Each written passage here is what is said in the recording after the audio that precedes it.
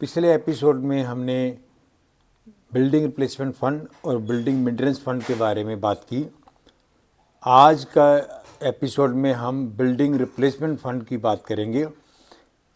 DCS 2007 का rule और महाराष्ट्र के सिंकिंग फंड के साथ कि उसका जी 20 साल का लाइफ टर्म अलाउड होता है, वो 20 साल बीत गए, अब वो ऑब्सोलीट हो गया, उसको आपको रिप्लेस करना है। ठीक है, दैट विल कम आउट। वो सोचते हैं कि यार ये क्या कंसेप्ट है, उसके अंदर हम पैसा भी दें, हम किराएदार हैं क्या। तो ये कंसेप्ट जो है उसके कारण वो मेंबर कोई सेपरेट पार्ट नहीं है। So there is no line of demarcation between the two. It is a water which is mixed into in a jug, so you can't separate. MC also come from the same jug and जो members हैं वही कल MC बनेंगे। इंदर जी, हमारे पास अब दो fund बन गए, एक BRF एक BMF। तो BRF है बिल्डिंग रिप्लेसमेंट फंड। हम पहले एक को समझ लेते हैं, फिर BMF पे आ जाएंगे। तो BRF ऐसे ही महाराष्ट्र के अंदर एक सिंकिंग फंड होता था। आई वॉज इन बॉम्बे, तो वहाँ पे सिंकिंग फंड इकट्ठा किया जाता था। तो सिंकिंग फंड का मीनिंग ये होता था, सिंक कोई चीज़ सिंक कर रही है तो उसको आपने एक टाइम पे सिंक कर देगा और आप उसको रिप्लेस करोगे। तो ऐसे ही अब द्वारका की जो कहानी है उसके अंदर जो 25 साल पहले जो कंस्ट्रक्शन चली उसके अंदर सॉल्टी वाटर यूज हुआ, इसलिए यहाँ की जो कंस्ट्रक्शन है उसके अंदर एक प्रॉब्लम है, जेनेटिकली प्रॉब्लम हो गया कि करोजन है और बिल्डिंग जल्दी डिग्रेड होगी या एजिंग होगी। और यहाँ के लोगों को दिल्ली के खासकर या जो NCR के लोग हैं उन्हें सोसाइटी लिविंग में नहीं आता। वो सोचते हैं कि यार ये क्या कंसेप्ट है, उसके अंदर हम पैसा भी दें, हम किराएदार हैं क्या। तो ये कंसेप्ट जो है उसके कारण वो इन्वेस्टमेंट नहीं करते। और वो एक MC, क्योंकि मैं भी एक उपकारी सोसाइटी का MC का सेक्रेटरी हूँ, हमें भी ये प्रॉब्लम आती है। लोग कहते हैं कि आप MC हमें दे दे। अब MC के पास पैसा अपना तो है नहीं ना, वो तो पैसा सोसाइटी का है। तो आप अब BRF की बात करते हैं कि BRF के अंदर एज पर रूल 94 आप थोड़ा सा एक्सप्लेन कीजिए कि ये है क्या। बड़ा वैलिड चीज पूछी आपने। अक्सर कंफ्यूजन रहता है मेंटेनेंस फंड में और रिप्लेसमेंट फंड में क्या रहा।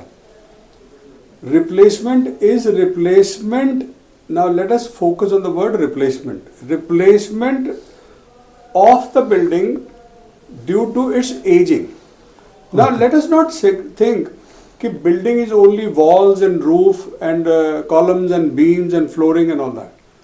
The building encompasses even the lifts, even the transformers, even the gensets, or the equipments which make the building functional. Okay, which are mandatory for any mission. Which are mandatory just like for fire also. For like fire also, fire equipments and all these things. They are. So that is why, when we talk about replacement, replacement will be of an asset which was there, but due to aging, or due to its being obsolete. का life term allowed होता है, वो 20 साल बीत गए, अब वो obsolete हो गया, उसको आपको रिप्लेस करना है। ठीक है, that will come out of the replacement fund. तो एक्चुअली जो रूल बोलता है वो BRF को 5 साल के बाद जब आपकी सोसाइटी या आपकी बिल्डिंग कमीशन हो गई उसके 5 साल के बाद आपको उसको शुरू करना है। बिल्कुल सही कहा। जनरेटर 20 साल के थे, आपने रिप्लेस करने पड़े, वो तो एक नोटिफिकेशन भी आ गई। लिफ्ट हैं, एक बियॉन्ड इकोनॉमिकल मेंटेनेंस आ जाती है। तो लिफ्ट्स आर ओके, पर उसकी रिपेयर या AMC इतनी बड़ी हो जाती है। तो अभी हम लिफ्ट चेंज करा रहे हैं, तो उसका पहली जो बिल था उसका 5 लाख रुपए के से ऊपर हमारी मेंटेनेंस थी।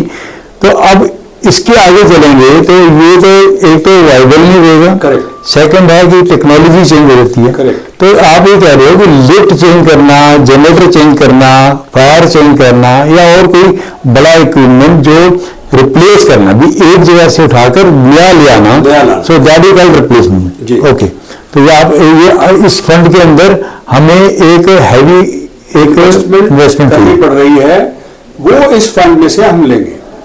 बट अगेन सर, फंड देखिए, what we have done in Abhiyan, I would like to tell you, we say because अगर आप एक ही फंड में एक ही बार निकाल देंगे तो फंड तो फिर खाली हो गया।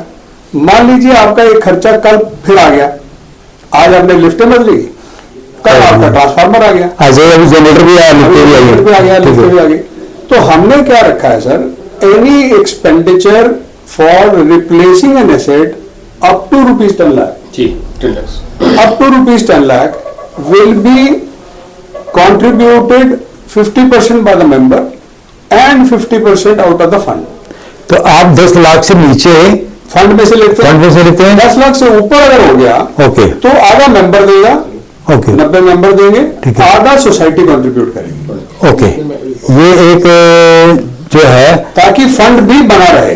तो ये जो इसका मीनिंग देखिए, जो 5 साल के बाद हमने शुरू करना है, तो आप भी, आपके जनरेटर है 20 साल का, लिफ्ट है 20 साल की, तो इधर 15 साल में आपको इतना फंड क्रिएशन करने, वो ऐसा रूल कोई डीसीएस में लिखा नहीं। ये यहाँ DCS is silent on certain things, they have given the broad guidelines, but जैसे कि हम बेस्ट प्रैक्टिसेस फॉलो करते हैं। महाराष्ट्र, जैसे आपने मेंशन किया, महाराष्ट्र ने क्या बोला कि आप एक सिंकिंग फंड बनाएं, उसको 0.25% of the cost of construction of your building, okay, excluding land cost ले लीजिए। तो construction you are saying that everything accessories also include, ठीक है। नेचुरली व्हेन जब आपने कैपिटलाइज करी बिल्डिंग अपनी, उसमें ना केवल बिल्डिंग की कॉस्ट ली, ठीक है, आपने इक्विपमेंट की कॉस्ट भी ऐड करी, other than the RCC work, बाकी भी जेनसेट है, लिफ्ट है, ट्रांसफार्मर मैंडेटरी है, फायर सिस्टम्स हैं, ठीक है। तो उन सबको उन्होंने कहा कि 0.25% should be annually taken, okay, but I would still say members can decide as per the prudence, adopting the best practices to do it. Maybe you have, like what we had was, we had created some reserves in the past which we were keeping. Members के पैसे आए थे जो हमने invest किए, उनके ऊपर ब्याज हमने अर्न कर लिया because there was a deferred payment to the contractor.